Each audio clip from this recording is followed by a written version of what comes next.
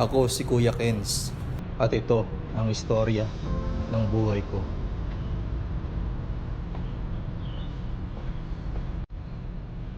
May kanya-kanya tayong pangarap at hangarin sa buhay. Kaya dapat natin itong galawan at higit sa lahat sipagan para sa pangarap, para sa pamilya. At yun natapon pa. Konti na lang natapon pa. Ayun.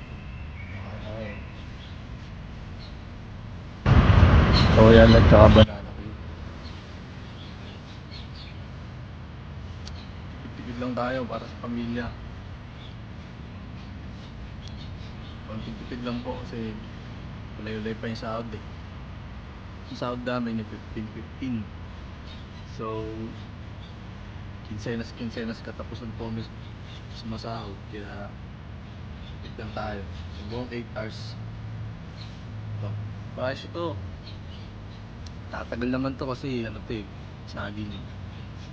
Kasama niyo po, alam po. Tagay ko lang yung camera.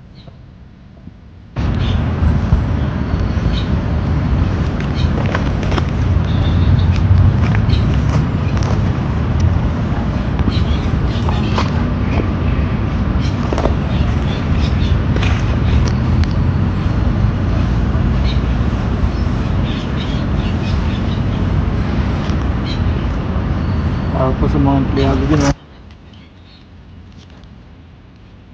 hindi madali pero kakayanin natin. Kailangan magtipid. Sahod is isang tipid lang. Pero okay lang yun. Mahalaga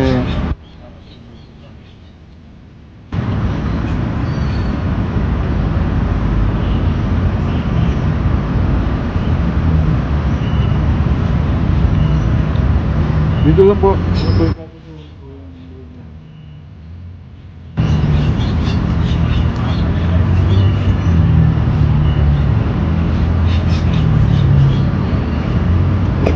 Medyo malaki siya, no?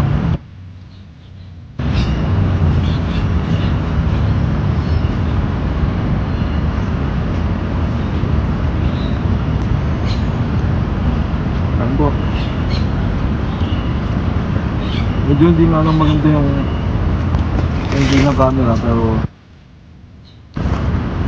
ayos na yun.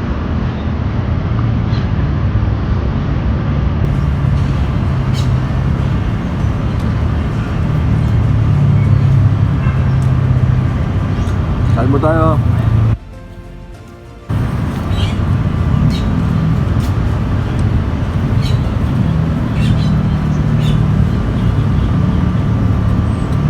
Saludo sa mga empleyado din na lumalaban ng patas.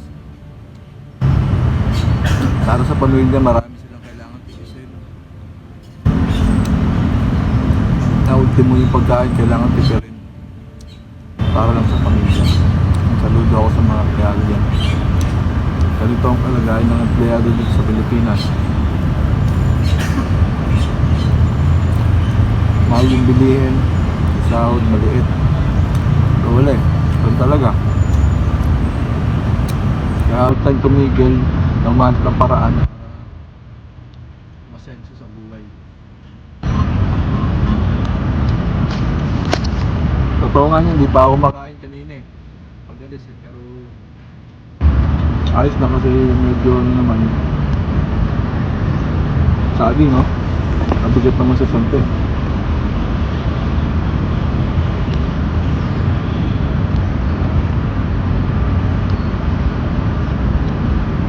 Ayun po, nabilaw ka na ako basta nung sa tayo.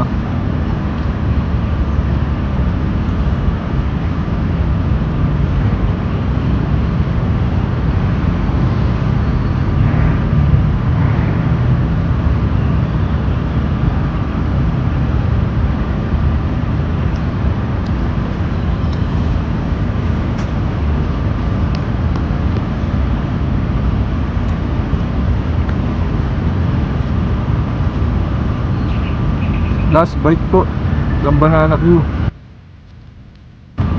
para sa ating break na last bite.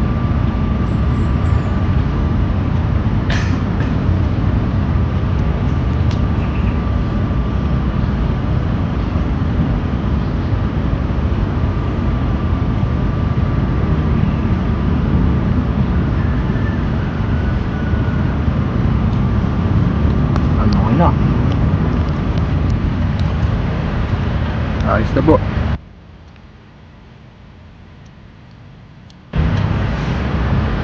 Para sa mga kuya lumalaban dyan at dahil tumulong sa magulang, ganito talaga kailangan tiisin. Pero happy lang dapat, no? Tayo dapat panghinaan ng loob kasi pinanghinaan tayong loob, lahat ng pangarap natin hindi natin matutupad, no? Mayroon isang imposible sa mundong to at yun yung hindi tayo dapat mawala ng pag-asa. Kung yung iba nga nagagawa, tayo pa yan. Bakit yung iba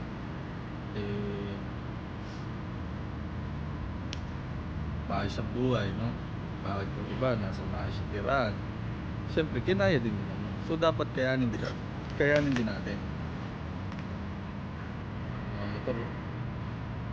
Pala ako nagko-commute lang po ako papasok punta ng bahay papunta dito sa trabaho. At yun, saglit lang. Medyo matagal nga lang po bumiyahe ng mga 15 to 20 minutes pagka traffic, pero pagka wala naman po 10 minutes lang. Pakita ko po sa inyo yung tatrabaho natin. So tayo nag-work sa inyo lahat, no? What's up? What's up mga kuys? Sa inyong lahat po. Pakita natin ang ating ate, no? Shoutout sa mga tuloy na sumusuporta kay Papa, Kuya Mengs, Kuya Noy at Ate Mengs, Journey, and syempre sa akin, no po, sa mga nag-comment sa first 5 minutes video. Salamat po ng marami sa inyo po, ano po, at sana patuloy niyo pakisuportahan at panoorin niyo po storya ni Kuya Kens at sama-sama tayong lumaban para sa mga pangarap, ano po, para sa mga nais tumulong sa magulang at yung mga hindi pinalad na po, no? Paano gagawa ng paraan, alamin din natin, at kung tayo magtatagumpay, salamat po sa Ama. So, ingat sa inyong lahat. God bless. Ako si Kuya Ken sa ito story. God bless po.